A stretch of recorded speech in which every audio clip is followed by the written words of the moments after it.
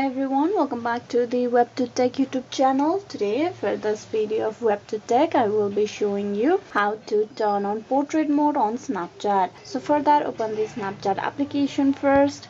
So once you open your Snapchat, what you have to do is you need to tap on the plus icon on the top right corner, tap on plus.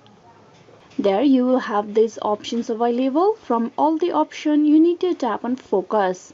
With this focus being turned on, you will be able to click a portrait mode picture on Snapchat. You cannot exactly say a portrait mode, but it is somehow similar to the camera portrait mode of your phone device. So you will be able to click a clearer picture of yours or the selfie in portrait form. You just have to put your camera straight to the face, and once the camera finds the face, you just need to click on the picture like that. You will be able to capture a portrait mode picture. So this is how you can turn on portrait mode on Snapchat. Hope this video was useful. Please like and subscribe the WebToTech YouTube channel. Thank you.